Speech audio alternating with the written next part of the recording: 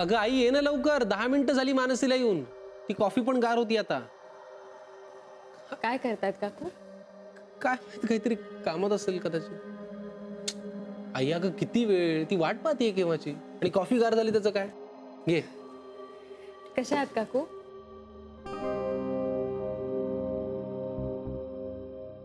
बघ बघ कॉफी कशी झाली आहे सांग मला. मस्तच. खरं तर मीच करायला हवी होती.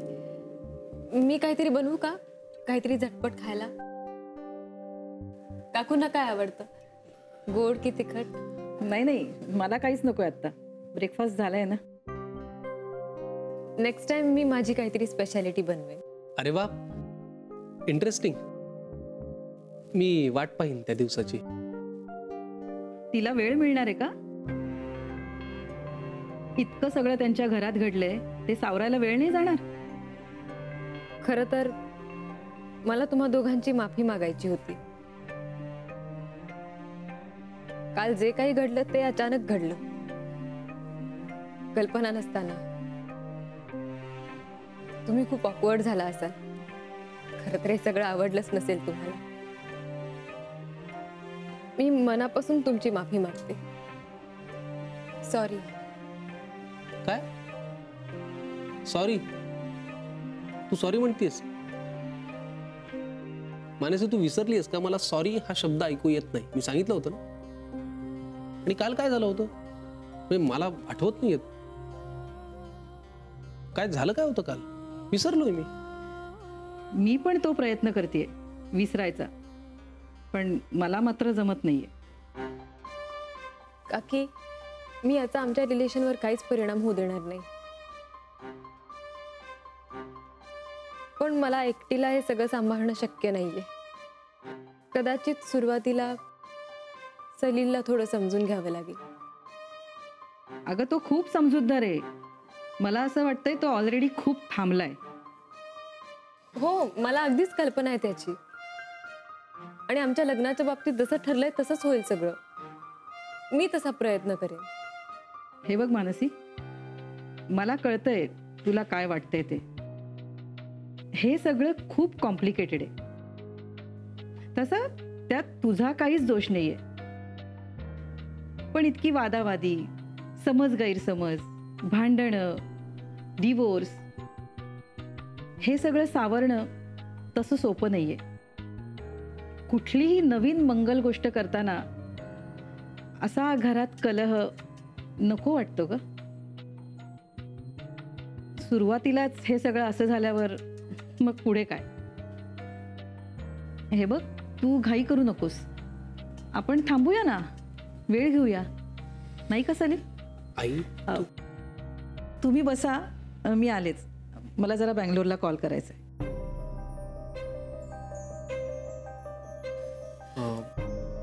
मी निघते सलीला. आज हॉस्पिटलमध्ये बऱ्याच केसेस आहेत. अगं पण मानसी. सलीला पण नंतर बोलू. मला ना काही कळतच नाही आहे. कधी तुमचं म्हणणं बरोबर वाटतं, कधी विक्रांतचं म्हणणं बरोबर वाटतं.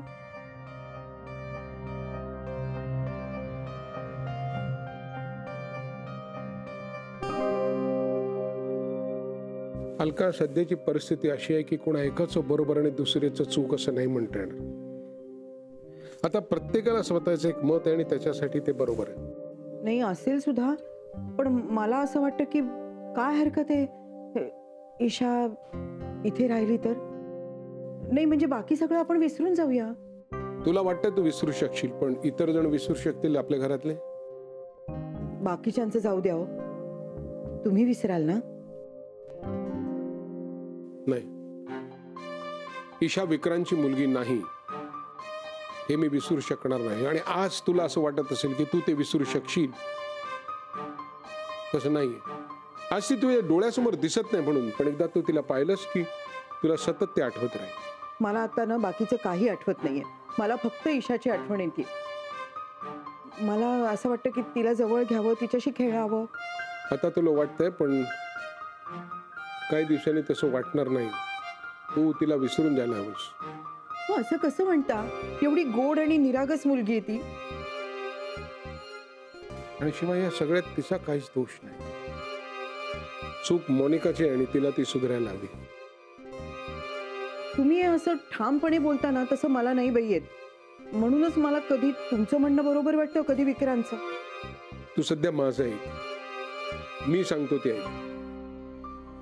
हळूहळू तू ईशाला विसरायचा प्रयत्न कर. आणि विक्रांतचं काय? त्याने एक निर्णय घेतलाय आणि मला असं वाटतं की त्याला कळावं की त्याने घेतलेला निर्णय अत्यंत धाडसाचा आहे. हे पहा, विक्रांतला एकटं पाडता कामा नाही हं. हे बघ, तू दोन्ही बाजूने असा विचार करू नकोस. तू ईशाला विसरायचा प्रयत्न कर हळूहळू. तुला तसं करायला हवं. ती विक्रांतची मुलगी आहे हे विसरणं तुला शक्य होणार नाही. मी आधी म्हटलं होतं ना. खरंय. नाही म्हणजे तुमचं म्हणणं पटतंय मला. म्हणजे उद्या ईशा लहानाची मोठी झाली तर आपल्याला तिच्याकडे बघून असाही प्रश्न पडू शकतो की ही कोणासारखी दिसते, ही उद्या कशी वागेल, नाही का? नको बाई, हे सगळे प्रश्न मनात यायच्या ऐवजी नकोच. ती आपल्याकडे न राहिलेलीच बरी. तुला पटलंय आणि तेच बरोबर आहे. मी जरा जाऊन येतो. अहो पण आलोच.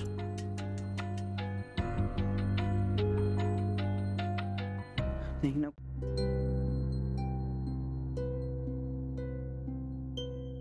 घे.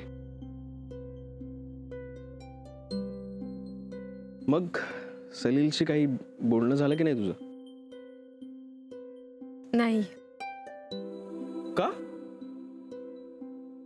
तो फोन करेल, मी वाट बघतीये. अगं तू वाट कसली बघतेस मानसी? मी मगाशी सांगितलं ना तुला विक्रांत, मी सकाळी त्यांच्या घरी गेली तेव्हा त्याच्या आईचं वागणं जरा वेगळं होतं. थोडं नाही, खूपच वेगळं होतं, अगदी जाणवण्या इतकं. म्हणून मी म्हटलं की पुढची भेट कधी व्हावी हे त्यांनी ठरवावं. मी तुला हे सगळं सांगितलंय ना विक्रांत. बघ, त्याच्या आईचा टोन वेगळा होता, यात त्याचा काय दोष आहे? त्याचा काहीच दोष नाहीये. अरे पण त्यांना जर विचार करायला वेळ हवा असेल तर मी त्यांना तो द्यायला नको का? हे बघ मानसी, आपल्याला जी व्यक्ती आवडते ना त्यासाठी आपण पाऊल पुढे घेतो आणि त्यात पहिलं पाऊल तू टाकतोयस की मी टाकते हा मुद्दाच नसतो.